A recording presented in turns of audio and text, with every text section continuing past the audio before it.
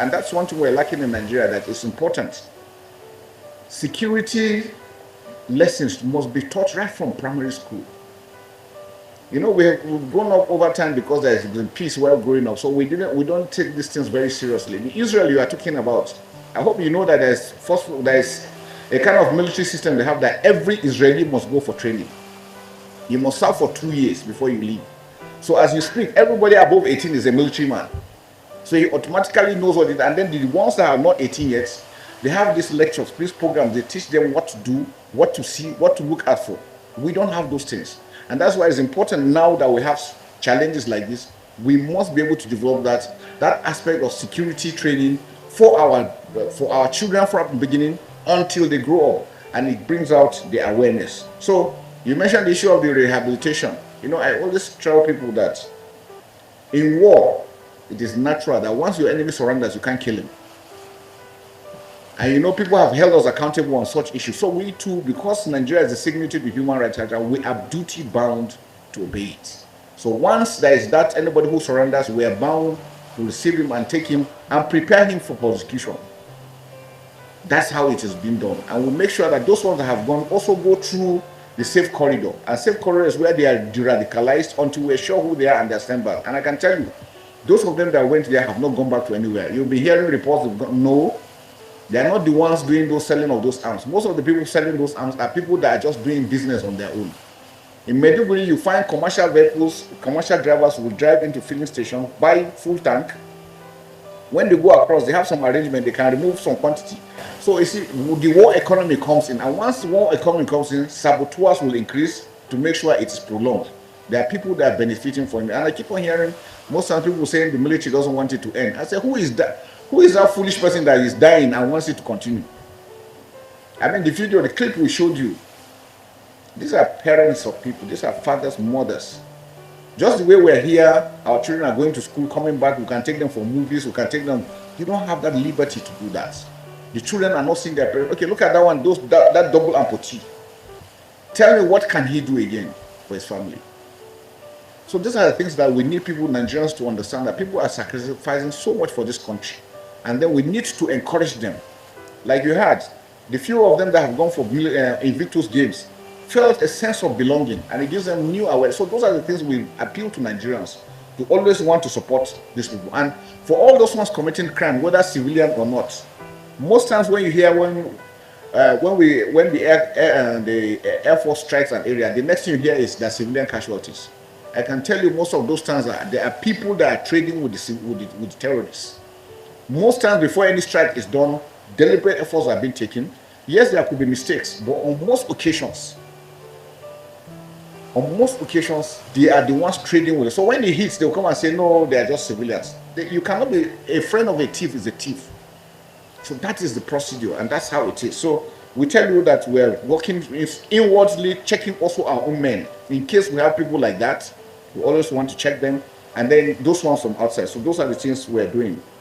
We're losing to, it's war we're fighting. I think sometimes people don't really, maybe people think we're still doing Nollywood or Kanu. No, this is real life situation. People are being killed. We're fighting enemies that don't mean this country well. And the most unfortunate thing on their own part is that they have nothing to lose. They are working on drugs. They are all drugged up most times. So even when you are shooting them and killing, they are coming. And so most people feel that they are not scared. No, a lot of them are on drugs. When we arrest them, keep them 3 days. When the drug wears out, the man will be telling you, what is he doing here? Most of them. And then some of them have been brainwashed. So it is by this disarmament program that some of them came to realize that they were being lied to. Their commanders are busy living larger than life, and yet they are the ones suffering. And so those are the issues, and that's why it's unfortunate. Like I've always advised, no country should allow asymmetric warfare or terrorism to start. It is a very, very difficult operation. Americans did 20 years in Afghanistan. How did they end up? With all the technology, with everything they had. So when you are dealing with somebody who believes in what he's doing, it's a very dangerous situation to do. And then so the society must come together with members of the armed forces to defeat that. Otherwise, it will continue to be a problem. So the dying is, and you mentioned that, yes, we don't show pictures. I don't know how many of you know how many people died in Afghanistan. They don't tell you. They don't mention it. because again, it has effect on morale. The idea of running to go and report, also you are affecting the morale of your troops. And once your men are demoralized, how do you want them to work? So we must always understand these concepts, that it's important that we think of the men that are doing the fight. And that's why we took it upon ourselves that those who are injured, we should not just leave them go like that. Because the people fighting will say, oh, if it happens to me, this is what will happen to me. When a soldier dies, we tend to like celebrate it. When a terrorist dies, nothing happens. These are the two things that we need to look at. Are we looking for the money, or we're looking for the continuity of the country and of Nigeria as a nation? Those are the things that I think is very important for us. Modern warfare, yes, we don't produce what we need. Most times, even when we get those things, we have to take them and use them to our own peculiarity, and we're doing the best we can. It has also enabled us to be able to develop some level of expertise on handling of those things. But because we don't produce them, we rely on buying from nations. You don't get them off the shelf. Even with your money, sometimes it's difficult buying those items. But we are doing the best we can to get it. With what we have now, what we are achieving, I think it's almost a miracle we're doing. That I can guarantee you. But again, the president has approved last year signing the DICON bill. Now what we're doing with DICON is we're inviting original equipment manufacturers to come to Nigeria and let us produce. Now, if we produce in Nigeria, we'll have the weapons we require. We will save our foreign exchange. We'll be able to employ our own youths. And besides that, we will be able to sell to our countries, our neighboring countries, some of these things. Because even if they have diplomatic issues, militarily, we're all working with all our neighbors. Because we know the danger. The enemy you are fighting does not respect human, does not respect border. He attacks anybody. So if we don't come together to fight, to prevent it, they can attack Nigeria or attack Niger or Chad. So we're still working together. That I can assure you, we're doing that. On the issue of Alero, Alero, the Bia Alero is just like a pseudonym they use for themselves, like a commander or something. So the one they kill is not the same one you saw in Katsina. And like you mentioned, yes, sometimes it's when you see you are doing one thing and then somebody else is doing something else. We continue because it's democracy. So we need to continue to dialogue to make the states to also understand that we need to work together. Some of these states have gone to establish vigilante groups and all this thing without adequate training. The model we did in Maiduguri, where the communities were the ones who actually selected the youths. We gave the police and the civil and the DSS, they profiled them to ensure that they are not having any criminal record, they are not criminals. The military trained them, and we attached them to the military. So they were the ones giving information, be able to protect, give us early warning before the enemy comes. So that has saved the situation. But because they are under the control of the military, we have controlled their excesses. Now, when you leave them alone, a lot of them have issues in the past. They want to use this opportunity now to settle those scores. So it creates another problem. And the worst one you can do is when you make it one ethnic group. Now you are creating a problem because now he wants to defend his own ethnic group against others. And then it becomes tit for tat. And then you can't stop that. Before you know it again, unintended consequences, you bring another aspect of it. So it is important. But what I can tell you is what challenges we are facing now, most of them did not start now. They have been there since independence. And because concrete steps have not been taken to address them, grow and grow till the monster they are. And during military regime, because people were afraid of military, when you do something, something will happen. They waited until democracy came, and then the freedom to exercise. And then these people misinterpret freedom to mean to do whatever you feel like, but forgetting the fact that your freedom stops from when you affect somebody's freedom. And that is the point that people have not been able to bring. And for most of the challenges we're having, if we sit down critically and look at them, we can address them because they are man-made. The problem we have in Nigeria are man-made, and if man is ready to solve them, we'll get them. So that's why I'm happy the president has taken the bull by the horn to ensure that he tackles this issue. It is for Nigerians to come together. And the important thing is we must learn to love ourselves. We're already in this country together. Any aspect of fighting because of tribe, religion, and all this will not take us anywhere. We must understand that other countries have gone, if you read the history of other countries, they've gone worse situations like this. But they came and said, look, we cannot continue like this.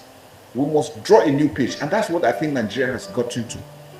We must learn to move forward. We must learn to love ourselves and love our country. And that's what will make the difference for us.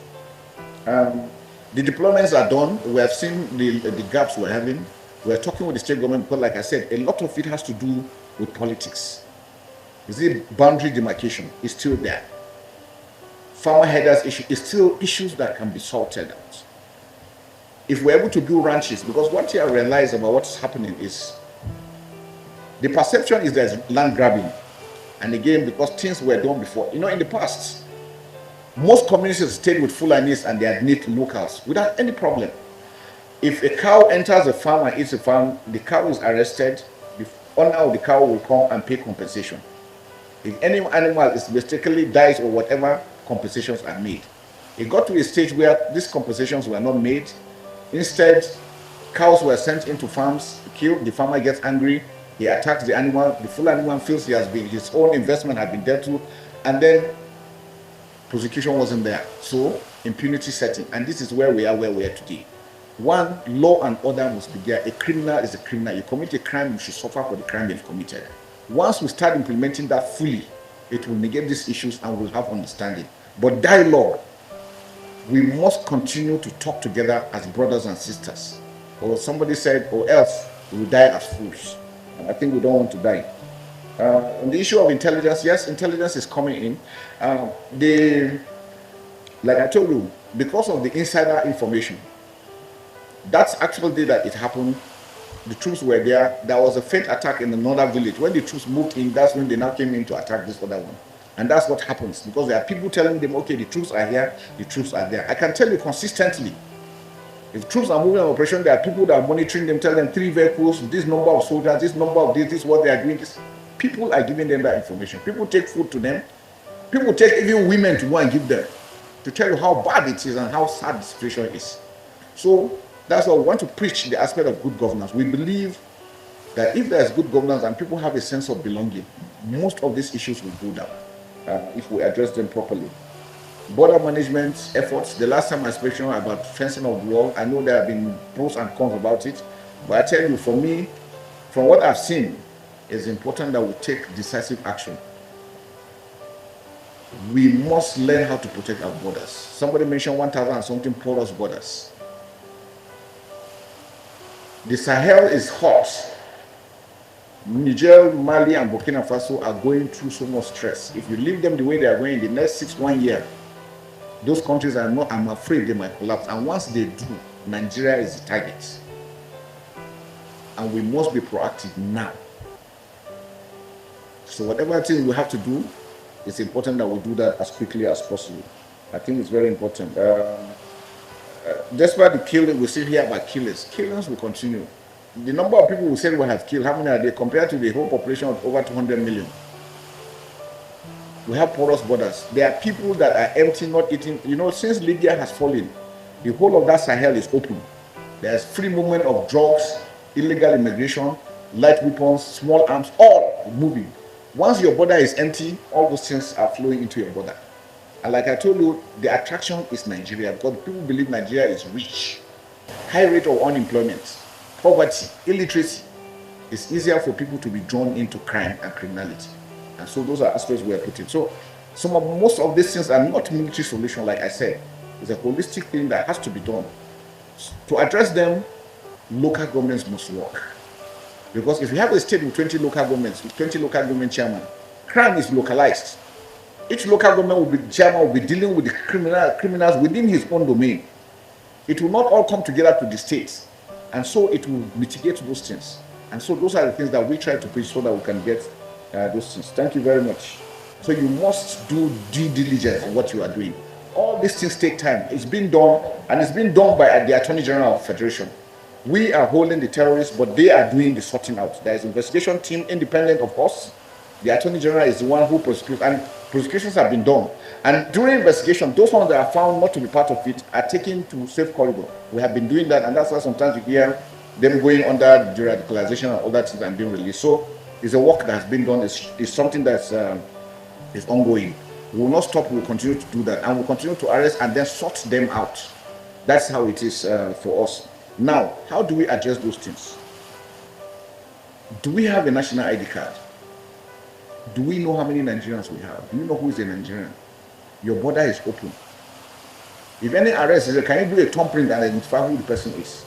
But if we go abroad, why do you think it's easier for them to arrest somebody when a crime is committed? Every individual has a number. Your thumbprint, your picture, your address, everything is there. So it's easier for us to trace who you are. But now we have multiplication of you have the NIM, you have the BNI, you have the what and what, all not linked together. So my advice, let's do a comprehensive census. With technology, we can do census that can capture every Nigerian in the world that is alive. If you go to outside advanced countries, they can tell you this community X, there are 5,000 people, and that 5,000 is what, because they know. If somebody dies, they know. If somebody is, if there's birth, is known. Everything is captured. So it's planning, and it checkmates insecurity. It's just like issue of toll gates. You know, there are some of the things we're looking for comfort. We're jettisoning these things, and these things are all the things coming to play on us. Toll gates are also control measures. If something is stolen, somebody is identified, passing through a toll gate, you will be identified. So you see, those are these are measures that we need to look at as a nation. As we are looking at our border management, we build up a database so that every Nigerian, anything you do, they just tell you, give me your number. When they key in, they know who you are, they know everything about you, which hospital you were born, which school you went to. Nothing is hidden. Those are the things that I think we need to do. Also given to follow up. Yes, Mr. President gave us a directive. We're working on it. That's why the service chiefs, you see them, they're not all here. Everybody's out in the field, making sure that we address this fully. Because we want to put this, but like I said, military effort is just 30%.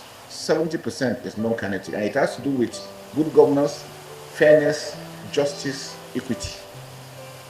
Because if you are ruling people and the people don't feel that, if you tell somebody to give the peace here and he's hungry or he's unemployed, there are easy tools to be used. So we must put all this together. That's why I say it's a whole of society approach to asymmetric warfare, and that's why it's very important. I don't know if I've missed anyone. The issue of resurgence, like I said, the Sahel on its own is what is bringing the pressure to Nigeria. The Sahel is open. You know, we have an ungoverned space from Sudan. You know that Sudan is on fire. Central African Republic has issue. Libya is open. All the arms and ammunition and everything they have there is an ungoverned space. So movement, and that's why this immigration you see in this Japan, how many of Nigerians you see them traveling through the desert? It's all this playing out. They're putting the pressure into Nigeria. And that's why we need to be holistic in our approach in addressing these issues clearly. Issue of retirees, no. The armed forces, I think, is one organization that I think has been doing well. Yes, you might say maybe the money might not be, but then they are being paid their allowances. That's one, you are paying a moment before you go. The armed forces is doing the best. They are also available. Our hospitals and these things are there. Now, efforts are being made by the federal government to also make sure that we look into the issue of housing for all of them. Any of them that has any issue on any allowance is taken care of. Yes, sometimes there might be delay. It affects everybody. You know, Nigeria is going through stress, so it's not like they're spread, but I can tell you that they're being taken care of. Their salaries are paid. Just recently, we've gone through the using improved ICT to make sure that instead of bringing them we find that every quarter or so they bring them to come for verification. Now, no, it has been decentralized. You can stay where you are and verify, and we know who you are. What we found out again, there is a lot of issues on it.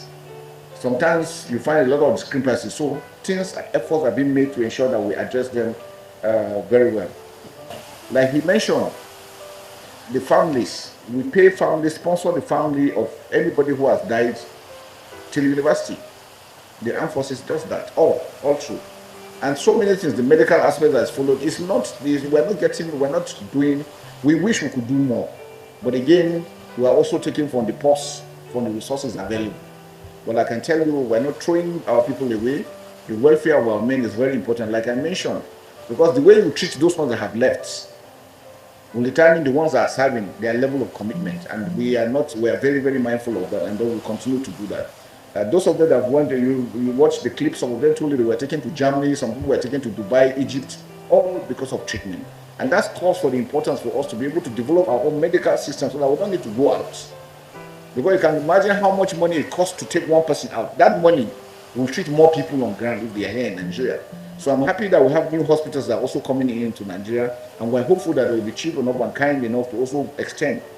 I've met a few cultural proprietors are willing to also assist members at their own contribution to the peace effort. And I think that's what we should try to increase. Well, when we say want to rate our performance, well, I don't know. I don't want to go into figures and all these things. But all I'm saying is that Abuja Kaduna Road is free. If you go there at night, you see the number of people moving. Schools are opening, markets are opening. For us, those are indicators that things are getting better. And once you go from insurgency and you start seeing this little idea of criminality, because that's how it starts. It goes up. Once it starts coming down, it goes down like that. Like in the South, because now they don't have ability to break pipeline, do all this stuff, they started sea piracy, doing robbery, minor robberies and all this, to show you that they cannot get to their objective. So, and that is why I said law and order. Every society must be able to have law and order being implemented. Criminals must be dealt with as criminals. Like, I'm happy somebody mentioned the issue of cases pending, or you give bail. These are not things what the military can do. Because, you know, we cannot even prosecute. Whatever we do, we hand over. And so it has made, we can only prosecute our own personnel to some extent. Now with human rights, in those days, in Liberia, an officer shot another person and killed him. He was court-martialed, tied to the stake and shot. Case finished. But do that nowadays, the whole country will be uproar that you're trying to kill people. So you see, those are the things, the dynamics that are also affecting our system. Because the military law is military law, it has its own standard that we follow. But because of human rights and our civilization, so we have to obey those things. So it bends the law, and once people cannot see the repercussion for their action, impunity sets in. And it is that impunity that we're in now. You take somebody to court, he gives you, he's given a bail, and the case is gone. It's not what the military can do. So those are the things we're appealing that we should look into it and be able to address. Strategies, there are so many. And with asymmetric warfare, it's not like the conventional. Conventional is country to country, you know who your enemy is. Now we're dealing, you don't know who the enemy is. That person that is smiling with you could be the enemy. So you see, it makes it more dangerous and more difficult. There were issues that we had, we do clearance operation, we go into communities, they will just bury their weapons and come out and tell you. And if the man is not carrying arms, to you, you can't determine. You pass and go. Behind you, he digs out those things and attacks you from the rear. This is what we constantly face. So when these things happen and actions are taken, then you hear people coming with human rights. But one question I always ask of as Nigerians, have you ever wondered when we are succeeding so much, that's when this so-called human rights or amnesty come after us? How many of them have been talking about the other wars presently ongoing? So why is it only our own that they are interested in? These are questions that we should ask ourselves. And there are some people, remember some people said 2015 Nigeria was going to pack up. This is 2020, 2025. 10 years later, we're still strong. So it's not everybody that means us well. And our ability to identify who are our friends and who are our enemies as a nation is critical in what we are doing. So I think these are areas we want to continue to do. From sports magazine, yes, I don't know whether you're covering our sporting events a lot. Yesterday we just finished the CDS Independence basketball competition, and because we see, one thing I feel, growing up we had the privilege, like we all know, I was born and raised in Sokoto. Growing up we had primary school sports, secondary school sports, university sports that engaged the youth all through the year. Now do we have that? So we have so many youths not doing anything, they become willing tools. We need to go back to things like sports. Nigeria is a talented country in every sport. With that, we can do and engage a lot of people. That will be their source of livelihood. And just like movies and Nollywood and all this things. So we need to open up this, and that's why I said is the whole of society approach to tackling insecurity. Most of the times when we succeeded, it was because we were always there with the communities. In fact, we had phone-in session where people all over Northeast would call and talk to us. And that transparency, that sense of purpose, I think endeared us into them. And so I think it's important. That's something we'll continue to do. We'll build up. I think Army has you have an emergency call number? Yes. Yes, we have an emergency. I think we'll also build up more so that we give opportunities. When things are happening, we should be able to get. I want to thank Nigerians. Gradually, we're getting information from all over. Communities are calling to tell us this is it, and then we try as much as possible to take action. Because that's another thing. Sometimes it's frustrating when you give an information and nothing is done. or you give an information and the person gets compromised. So we try to avoid those things.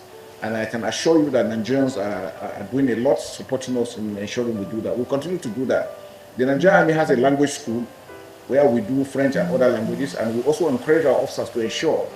For me, I think we need to do a national orientation on the issue of languages.